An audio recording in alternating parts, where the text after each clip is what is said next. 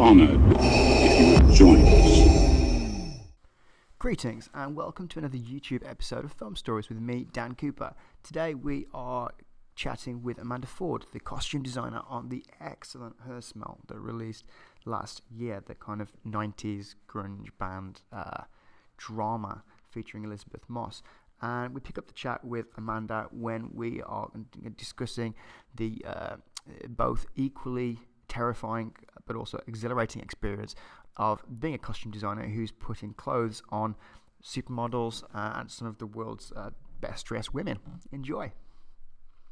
Yeah, because I was thinking about that up front before the interview, and I thought like it is a double-edged sword because on one hand, working with models like Cara, Delevingne, and Agnes Dean, everything looks good on them on one hand, but the other side of that is that they're used to like the most gifted designers in the world dressing them. So and then you have to step up to that plate. But it must be rewarding them when you work with someone like Agnes Dean who's equally willing to kind of push the boundaries of costume design and where the character can go.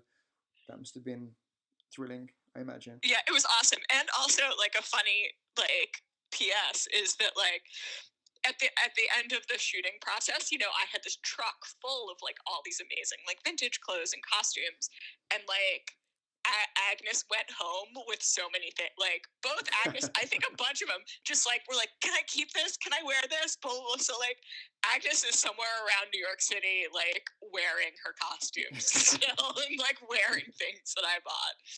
And so is Eric Stoltz for that matter. Like a bunch of them will just like still wear their costumes. He rocks some pretty cool. Yeah, he rocks some pretty cool outfits himself in the film. You mentioned the director Alex Ross Perry and said you've worked with him before a few times, and I mean he's an indie director, and this is a true indie film. How so? Working on a true independent film with I imagine a small budget, does that make your job difficult or easier? I mean, you've tended to gravitate towards these independent projects. How difficult is it to realize your ambitions on those? I imagine smaller budgets. It's interesting.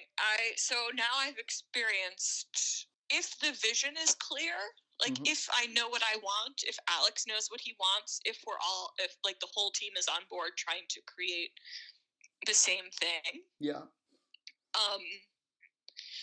Like having limited resources isn't terrible. You know, it's like you kind of know what your challenge is, and it's like a parameter that you have to work within, but you can usually get to what you want.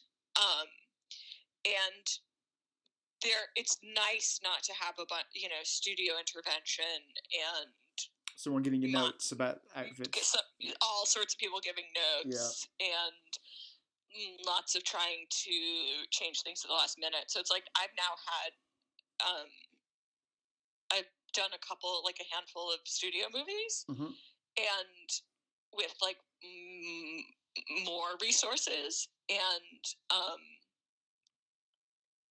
it's the lack of like clarity or lack of like single voice has made it harder to realize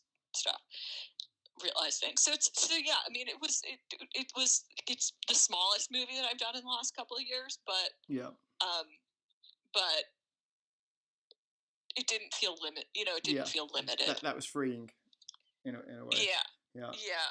As a costume designer, where do you source outfits from? And I mean, you kind of talked about this a little bit, but how much input does the actor have? Do they choose from a range of outfits that you provide them? Is it all, how much of it the costumes do you make? How much do you find? Well, that's different project to project. On Her Smell, we found a bunch and then we made a few. And with something like that, there weren't that many stunts. There wasn't a bunch of blood. You know, there weren't body doubles, so I could use vintage clothes because I didn't need multiples of each costume. Yeah. So I was using Etsy. I was using vintage stores. I was using eBay.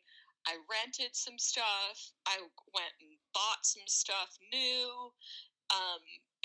The clothes came from all over. The internet, just like internet shopping. Sometimes companies give us things for free. Like we got some product placement, like shoes and hats and accessories and stuff. Whereas the project I just completed is called Fear Street. Right. And it's like a series of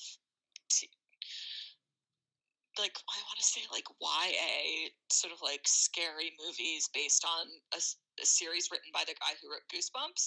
Yeah. And so those were those were set in the 90s, the 70s, and the 1600s, and they were incredibly bloody and gory. And so we had to make tons of the costumes because we had to get blood all over Puritan clothing. So it's like we were making shirts and shirts and shirts and shirts to get bloody, and bodices and bodices and bodices and bodices to get dirty or bloody.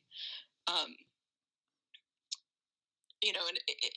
I could rent costumes for the people in the 1600s who weren't going to get bloody and sweaty and dirty. Yeah. But when they do, then I have to make them. So the horror genre is definitely, I imagine, one of the more testing genres to work in as a costume designer because you're producing everything en masse. Yeah, I know. It was my first experience in it. And yeah, there were, like 20, our principals, we needed like 20 to 25 duplicates of their costumes. Because like on any given day, there'll be like stunt doubles and body doubles and like, so just huge quantities of the costumes, which was difficult because it limited my ability to use real vintage things, which is, I love doing research and using like actual vintage clothing. Mm-hmm. So in that case, what we would do in the 70s and the 90s is find vintage pieces that we really liked, like, a pair of shorts that have a great shape and like great detailing, and just copy a bunch of duplicates in a different fabric of this vintage piece. So like use the vintage piece as a pattern to make duplicates from. And we're talking about the 70s and 90s.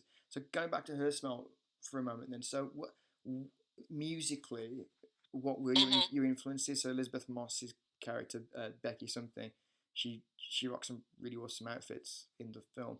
When you look back to kind of like 90s bands, girl bands as well, I suppose, who are you looking at? Who were your influences?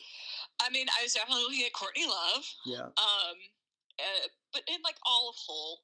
Yeah. I was looking at 80s for her. Also, I was looking at like Belinda Carlisle's like early punk phase. Yeah. Like super early Go-Go's and that stuff. Belinda Carlisle early, it's like phenomenal. We were looking at like the Slits. Yeah. We were looking at oh my god, I had these collages, but it was like a year and a half ago and I can't remember who all is in it. We were looking at Slater Kinney. Mm-hmm. But more sort of like more sort of glamorous for Lizzie, Yeah.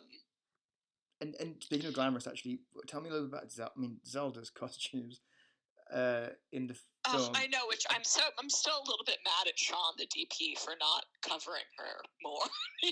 Like we see only like parts of her body, and it's like, oh, we need to see her whole costume. God damn it! I mean, hopefully the audience will be able to see some of those costumes on the screen now. But I mean, she's just this beacon of like detached Zen ultra coolness in the film. And how did that play into your kind of design choices for her?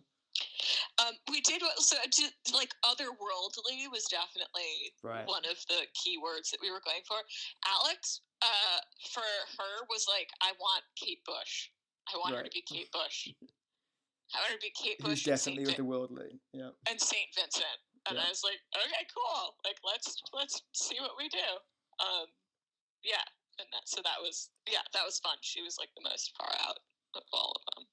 So, hope you enjoyed that chat. Please do join us back here next week for some more film stories here on the YouTube channel. Please do subscribe, do like, drop a comment. On top of that, of course, if you want more film stories, you can, of course, find print magazines, Film Stories and Film Stories Junior. You can find details of how to get your hands on them at our website, which is filmstories.co.uk. The website, of course, also has regular content dropped every day.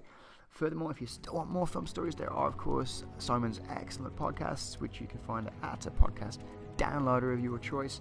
And you can follow the whole Film Stories project at Film Stories Pod, or you can find us on Facebook at Film Stories Online.